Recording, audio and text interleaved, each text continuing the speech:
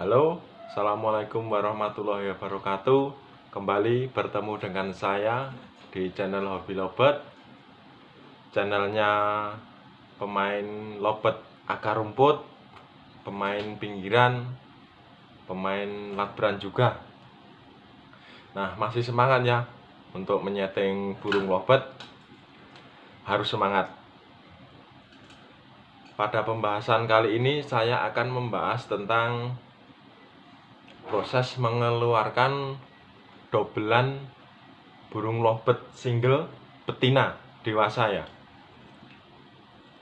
Nah, waktu saya di tahun 2017, 2018, 2019 ya, itu saya kan menyeting burung single ya, itu satu kandang satu burung, kandang bulat itu kan sebenarnya kan settingan lama ya, kan dulu pemain dulu itu kan bermainnya kan single factor semua. Nah, saya akan bercerita sedikit. Saya punya burung betina ya. Ini paruh putih. Burung itu dari teman saya. Memang burung itu memang sudah lumayan gacor ya di rumah. Tapi teman saya itu tidak bisa merawat atau menyeting lah. Terus kemudian saya rawat. Waktu saya rawat itu setelah 1 bulan saya rawat, kemudian saya lombakan. Itu masuk nomor 1 dengan durasi istimewa kedua ya sekitar 1 menit lah. Kalau di sini itu kelasnya factor ya. Jadi burung itu prestasi di kelas lobet factor. Itu burung betina single. Nah, setelah saya rawat itu kemudian burung ini jalan ya, tetapi menurut saya itu kurang maksimal dia di lapangan. Kemudian burung itu saya lombakan kembali. Itu durasinya jarang keluar. Terus dia juga kadang-kadang nakal juga. Itu saya rawat dan saya lombakan itu sekitar 4 bulan. Itu cuma prestasi 6 kali ya di kelas lobet factor. Terus kemudian lobet itu saya ganti settingan di rumah ya, karena saya melihat burung ini kerjanya kurang maksimal di posisi single. Kemudian burung ini saya ganti settingan. Nah, settingannya itu saya ganti dengan saya kasih paut 2 ekor yang dia akur. Jadi akur ya, dia tidak mengajar. Setelah saya rawat 2 minggu, saya coba ke lapangan lagi. Itu 2 kali ya, saya coba 2 kali, malah kerjanya lebih jelek lagi. Terus kemudian saya ganti settingan lagi dengan paut yang dia mau menghajar. Jadi si betina gacuannya ini dia mau menghajar paut. Tapi sama saja ya, setelah saya rawat 2 minggu dengan settingan yang tidak akur ini, kerjanya juga tidak enak. Padahal burung ini kalau di rumah itu gacor ya. Durasinya keluarkan di rumah itu durasinya antara 40 sampai 70 detik, 1 menit lebih ya. Nah, kemudian berawal dari settingan yang tidak berhasil ini, kemudian saya single lagi. Saya kasih pakan dia millet putih kiloan, sama saya kasih kenari sedikit. Kemudian harian saya kasih jagung.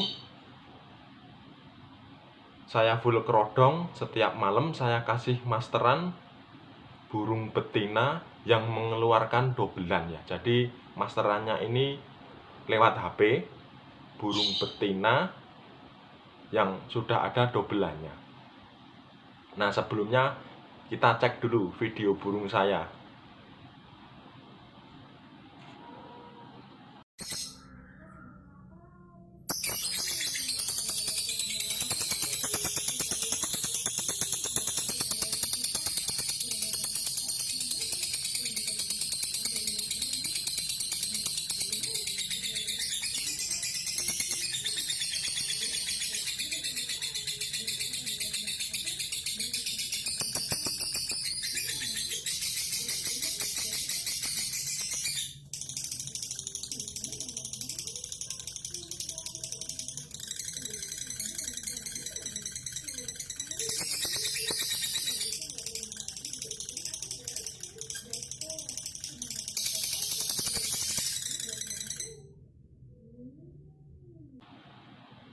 Nah, itu tadi ya video burung saya, burung single, jalan di gantangan, kurang maksimal di posisi single. Saya kasih setelan mengajar paut ataupun akur dengan paut juga kurang maksimal. Kemudian setelah saya single lagi, saya kasih pakan millet sama kenari set tersebut.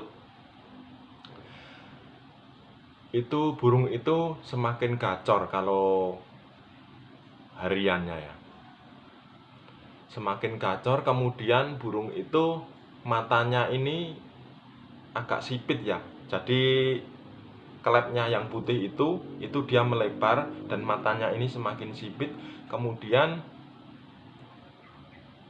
lehernya sini, bagian lehernya di sini itu dia agak mulai mengembang dan bulunya di sini mulai kecil. Tapi di belakang lehernya ini bulunya seperti naik seperti ini. Nah, kalau dulu di tahun 2017 sampai 2019 itu burung saya yang jadi konslet itu seperti itu ya ciri-cirinya. Salah satu diantaranya itu kepalanya mengecil, bulunya itu mengecil, terus belakang lehernya ini agak naik seperti ini, terus kelep matanya itu melebar dan matanya akan semakin sipit. Itu adalah sebenarnya tanda burung birahi. Nah, burung itu menurut saya dia birahi tinggi, tapi malah dia gacor. Dan rawatan itu sudah saya lakukan selama kurang lebih 3 bulan ya, seperti itu. Kemudian suatu malam ya, pas itu saya buka kerodongnya, dia itu mengeluarkan, kalau menurut saya itu dobelan.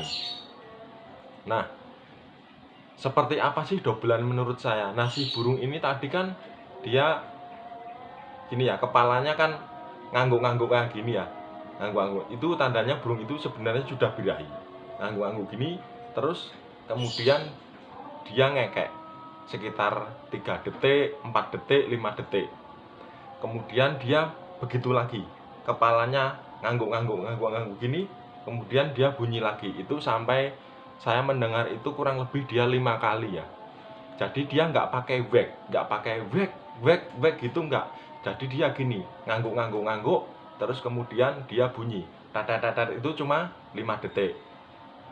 Nggak selang beberapa lama lagi, kemudian burung itu ngangguk kayak gini, kemudian burung itu bunyi lagi 3 detik, kemudian seperti itu lagi. Itu sampai 4 kali ya saya melihat seperti itu. Kalau saya pribadi, itu sudah termasuk awal dari dobelan burung lovebird kalau saya melihatnya ya.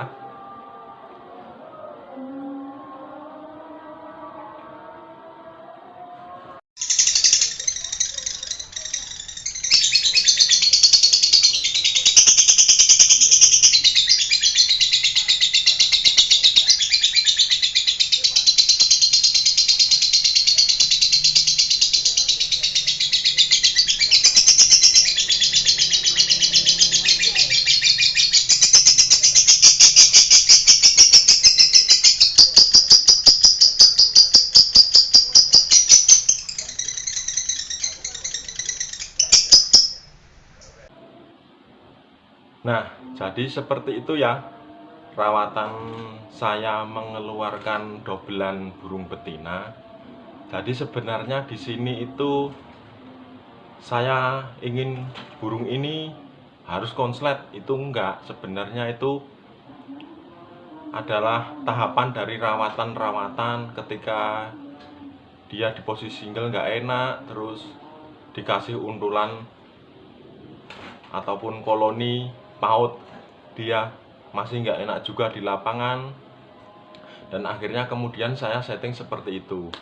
Jadi kalau teman-teman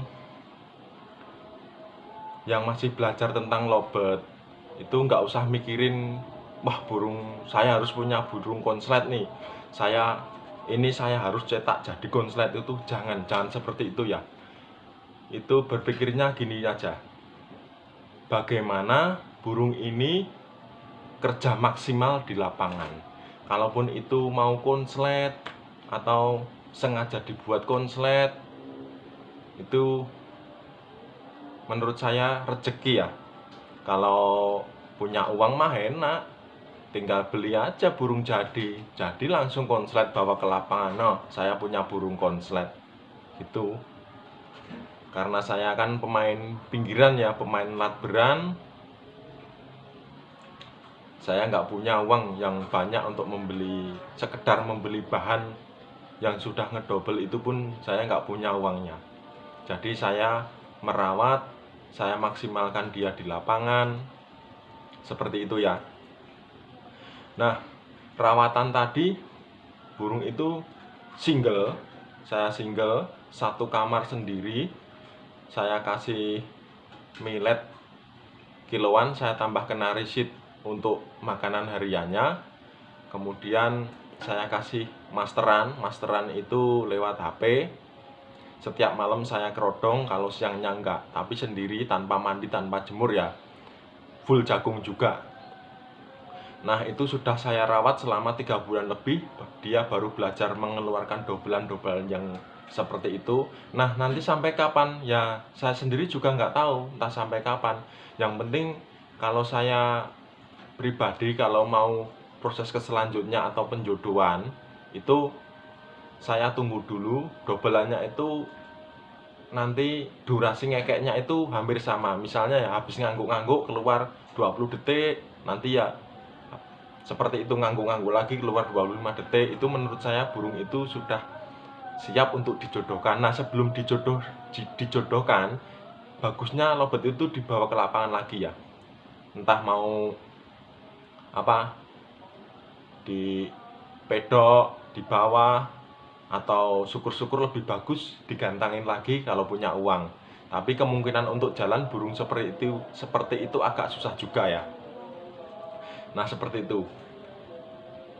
Kok saya tahu? Ya, dulu saya tahun 2017 sampai 2019 itu saya memang agak banyak ya. Bukan apa ya? Bukan saya sok atau pamer gimana, memang saya menyeting burung betina dan jantan itu, tapi tempatnya terpisah-pisah. Itu memang saya menyeting agak banyak, dan yang jadi itu untuk betina itu satu, jantannya dua. Yang terliput media itu dulu waktu diliput media itu saya pun nggak tahu kalau burung saya itu konslet. Itu yang meliput itu malah dia tanya, "Om, burung itu sudah konslet, cara ngerawannya gimana?" Nah, kan waktu 2017 itu saya nggak tahu burung konslet itu seperti apa. Yang penting saya kan carinya kerjanya maksimal dia di lapangan. Nah, jadi seperti itu ya. Jangan sampai berpikir, wah saya mau pengen langsung jadi konslet nih, saya burung ini harus konslet. Itu nggak perlu. Yang penting burung itu bagaimana agar dia mau kerja maksimal di lapangan.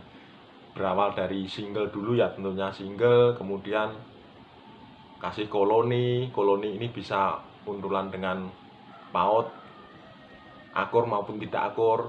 Tapi saya untuk burung betina saya tidak pertemukan dengan burung jantan di rumah, karena saya pribadi masih takut ya nanti kalau birahi moodnya atau emosinya dia naik turun, malah saya nggak bisa mengendalikan burung tersebut. Nanti saya semakin pusing karena susah kan, untuk membuat dia kerja di lapangan saja sudah susah, apalagi di rumahnya tidak bisa menyentabilkan birahi, wah itu akan sangat susah lagi. Nah, jadi seperti itu ya cara saya mengeluarkan dobelan. Itu pun tidak saya sengaja, itu pun memang hasil dari rawatan ya. Rawatan karena di posisi seperti ini kurang enak, terus kemudian saya rubah lagi di rumah, terus saya gantangin lagi masih nggak enak. Jadi intinya itu proses yang bertahap, tidak langsung kemudian jadi konslet, itu enggak. Itu memang benar-benar rezeki ya, karena burung bagus itu karena dia ada bakat yang bagus, kemudian si burung itu berada di tangan orang yang tepat dalam merawat bakatnya. Itu kalau menurut saya. Mungkin cukup sekian tips atau perawatan dari saya. Kalau ada salahnya saya mohon maaf, karena saya masih pemula, saya cuma pemain akar rumput. Cukup sekian dulu. Assalamualaikum warahmatullahi wabarakatuh.